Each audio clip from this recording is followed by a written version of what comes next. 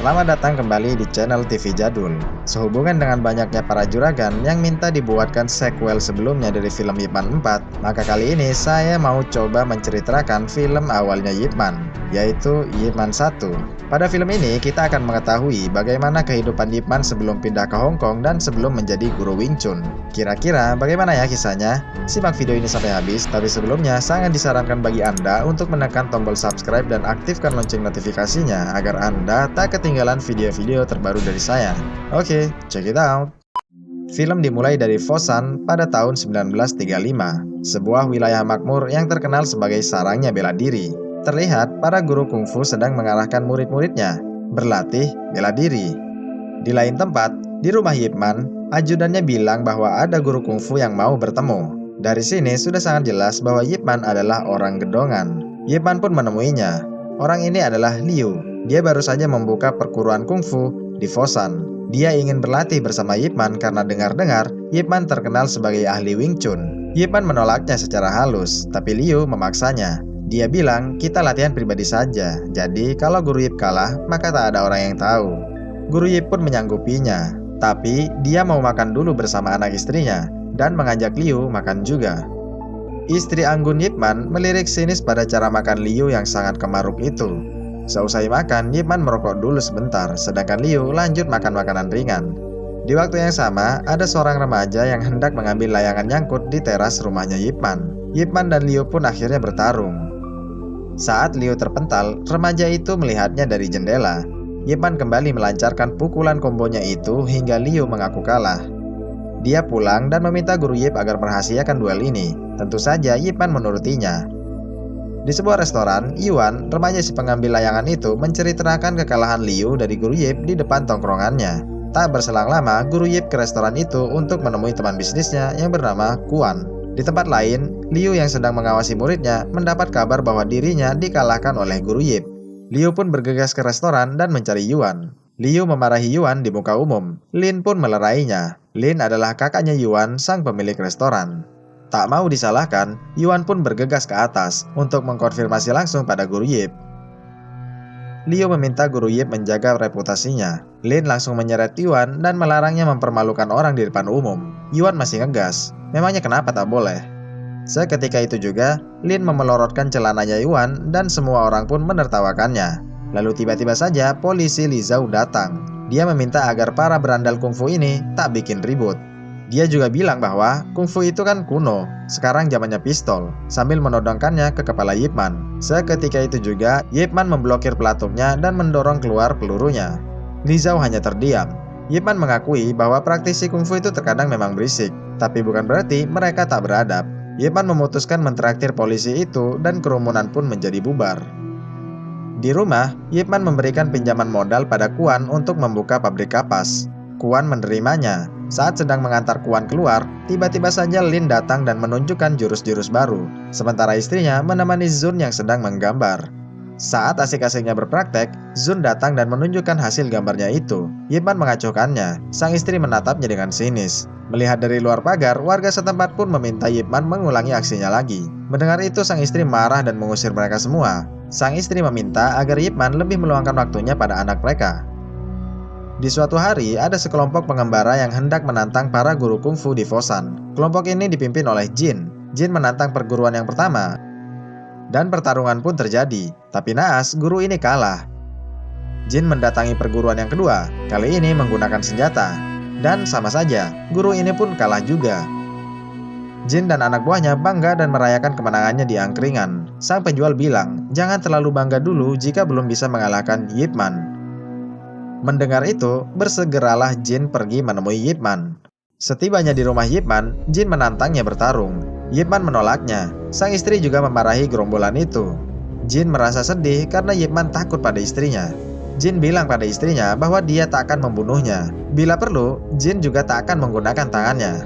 Mendengar penghinaan itu, sang istri pun mengizinkannya. Lalu, polisi datang serta memohon agar Ip Man mengembalikan kehormatan Foshan. Dan pertarungan hebat pun dimulai. Di awal-awal, Ip Man terlihat bertahan untuk mengukur sejauh mana kemampuan Jin.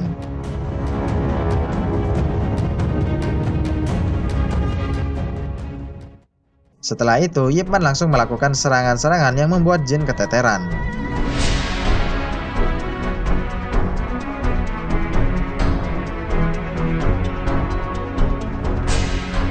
Jin bangkit lagi, kali ini dia menggunakan pedangnya, sedangkan Guru Yip menggunakan kemoceng.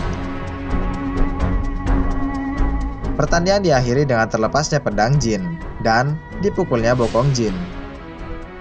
Jin pun kalah, mereka keluar sambil disoraki warga Fosan. Sejak saat itulah, warga Fosan jadi sangat menghormati Ip Man. Saat berbelanja di pasar, Ip Man selalu mendapatkan barang-barang secara gratis. Itu semua adalah bentuk terima kasih para warga Fosan kepada Ip Man yang telah menjaga martabat Fosan. Namun, semua kisah indah itu berubah pada tahun 1937 saat Jepang menduduki Cina. Banyak orang-orang yang mati kelaparan. Semua jadi makin parah saat Jepang menduduki Fosan pada tahun 1938. Jepang menghancurkan banyak fasilitas. Populasi Fosan pun menyusut tajam. Adapun rumah Ip Man disita Jepang untuk dijadikan markas. Kini, Ip Man hidup sengsara sebagaimana orang-orang Fosan pada umumnya. Kendati demikian, sang istri tetap menemaninya. Saat itu, Ip Man memutuskan menuju ke toko beras untuk menukarkan barang berharga miliknya.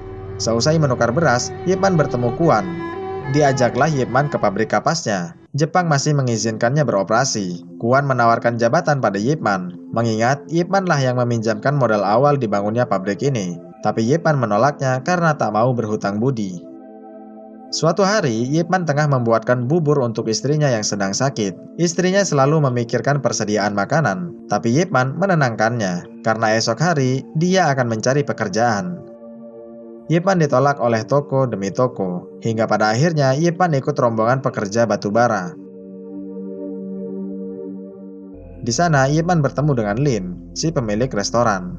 Saat sedang beristirahat, Lin melihat Guru Yip menyimpan jatah makan siangnya. Melihat itu, Lin minta bantuan Guru Yip agar menghabiskan jatahnya juga. Mereka berdua saling bertanya kabar. Yuan, adik Lin, ternyata tak pernah pulang ke rumah sejak Lin memelorot celananya. Entah masih hidup atau tidak, Lin sangat ingin meminta maaf padanya.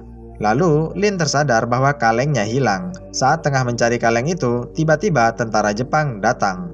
Polisi Li Zhao kini menjadi penerjemah Jepang. Jenderal Jepang mendengar bahwa orang-orang Fosan jago kungfu, maka dia ingin mengundang orang-orang Fosan untuk bertarung dengan para karateka. Jika menang, mereka akan mendapatkan beras. Orang-orang Fosan pun bersemangat. Lin juga ikut serta ke sana, sedangkan Guru Yip tidak ikut.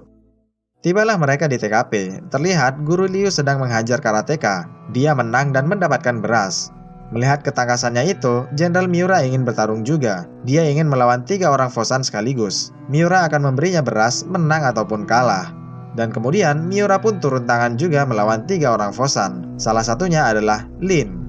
Hanya dengan sekali serangan, Miura menumbangkan 3 orang sekaligus. Lin bangkit dan melawan lagi. Walhasil, Lin pun dihajar sampai batuk darah.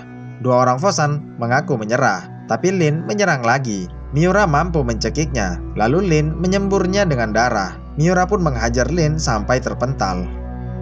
Keesokan harinya, Ip Man bekerja kembali. Dia tiba-tiba melihat ada kaleng di bawah. Ip Man menyimpannya. Saat sedang makan siang, Li Zhao dan Jepang datang mengundang bertarung lagi. Ip Man menghampiri Li Zhao dan menanyakan Lin. Li Zhao mengaku tak tahu. Ip Man terus bertanya, tapi Li Zhao menghiraukannya. Akhirnya, Ip Man pun ikut ke tempat kemarin, berharap bertemu dengan Lin. Di TKP, Ip Man melihat Liu yang sudah menang. Liu meminta bertarung melawan 3 orang lagi. Miura pun mengabulkannya. Liu melawan mereka dengan susah payah dan pada akhirnya Liu menyerah. Lalu, dia pulang sambil membawa berasnya. Tapi tiba-tiba, kepala Liu ditembak.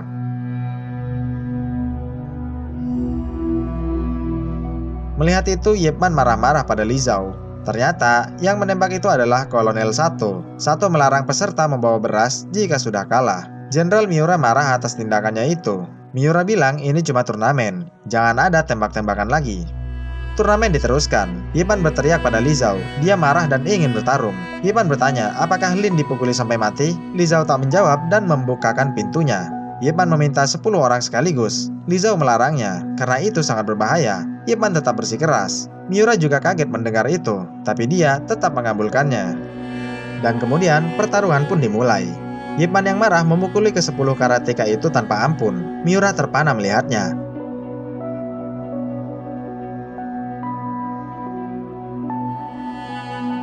Setelah ke-10-nya babak belur, Miura memintanya kembali dan memberikan beras itu, tapi Ip Man menolaknya. Ip Man pun pulang membawa beras berdarah miliknya guru Liu.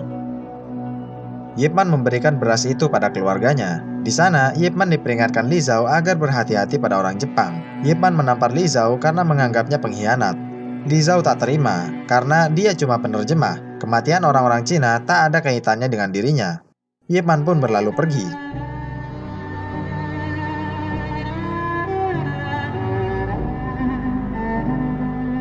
Sesampainya di rumah, sang istri mengobati luka Ip Man menggunakan minyak tawon. Ip Man salut karena istrinya setia padanya. Di lain tempat, di tengah hutan, Jin bersiap untuk menghadang truk. Saat truk berhenti, anak buahnya pun berdatangan untuk membegal. Mereka pergi ke pabrik kapas. Jin meminta uang, tapi Kuan dipukuli karena memang tak punya uang. Melihat ayahnya dipukuli, Chow pun pergi ke tempatnya guru Yip. Dia melaporkan kejadian itu. Tapi sayang, sebelum guru Yip datang, mereka keburu pergi dan berjanji akan kembali lagi. Salah satu anggota pembegal itu ternyata ada Yuan, adiknya Lin sang pemilik restoran, yang tewas dipukuli Miura. Setibanya di pabrik, Ip Man melihat Kuan yang cedera tengah bekerja. Kuan memohon agar Ip Man mau mengajarkannya Wing Chun. Permohonan itu rupanya diikuti oleh semua buruh pabrik. Ip Man menyanggupinya, dan Ip Man pun mengajarinya.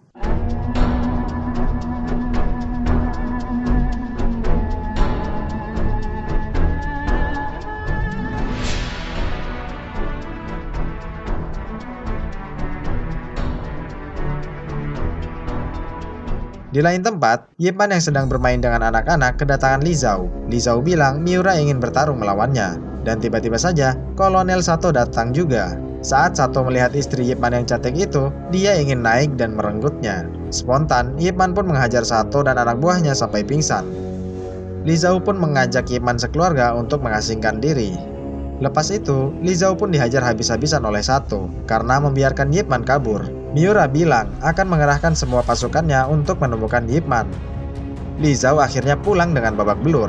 Dia menemui Ip Man di kamarnya untuk menyampaikan barang pesanannya. Ip Man sangat berterima kasih pada Li Zhao karena telah menyembunyikan keluarganya.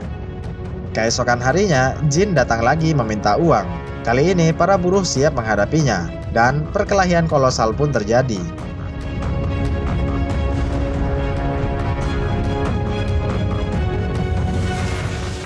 Saat buruh sedang bersusah payah melawannya, guru Yip tiba-tiba datang dan membantu menghajar para begal ini.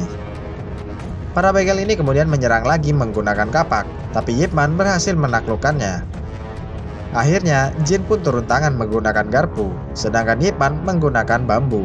Lalu, Yuan, adiknya Lin, ikut membantu juga menyerang Ip Man, tapi Ip Man sungguh cekatan. Ip Man akhirnya memukul kuping Jin sampai terpental. Setelah itu, Jin dan anak buahnya kabur. Ip Man memanggil Yuan yang berjalan pincang. Ip Man memberikan kotak kalengnya Lin kepada Yuan. Yuan kesal dan menepisnya. Ip Man kemudian mengambilnya lagi dan memberitahunya bahwa Lin kakaknya sudah tewas mengenaskan karena dipukuli Jepang. Mendengar itu, Yuan menerimanya dan Ip Man pun berlalu pergi. Yuan menangis terseduh-seduh saat tahu bahwa isi kaleng itu adalah sebuah layangan. Ya, layangan yang pernah dia tangkap di rumahnya Ip Man. Rupanya, sang kakak selalu menyimpannya. Dia tak pernah membuangnya. Di malam harinya, Li Zhao bergegas menemui Ip Man. Dia menghimbau agar Ip Man tidak pergi ke pabrik kapas, karena Miura sedang ke sana. Di pabrik kapas, Sato menanyakan keberadaan Ip Man dalam bahasa Jepang. Saat Kuan disiksa untuk menjawab, tiba-tiba Ip Man datang menyerahkan diri.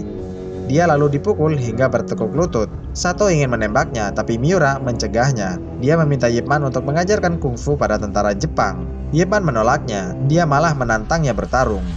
Jenderal pun menyuruh bawahannya untuk menahannya. Ip Man berteriak pada Kuan agar membawa istri dan putranya pergi dari Fosan. Jenderal Miura datang ke penjara dan memberikan langsung makanannya pada Ip Man. Miura ingin pertandingannya ditonton oleh orang banyak, agar semua orang tahu bahwa kungfu Jepang lebih baik daripada kungfu Cina. Ip Man menjawabnya dengan menjauhkan nampan makanannya. Keesokan harinya, sang istri yang dibawa Kuan pergi dari Fosan menangis karena selama ini tak pernah mendukung latihannya Ip Man. Akhirnya, pertarungan pun dihelat juga. Jual beli serangan terjadi dengan sangat seru.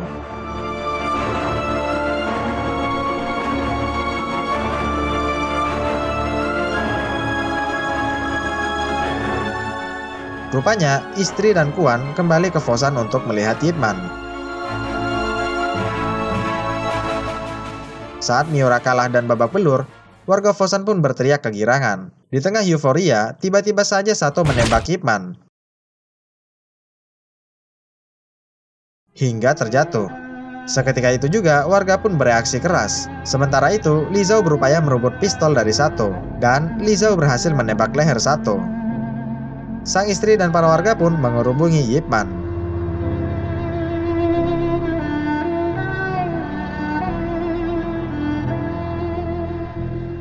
Dan film pun berakhir.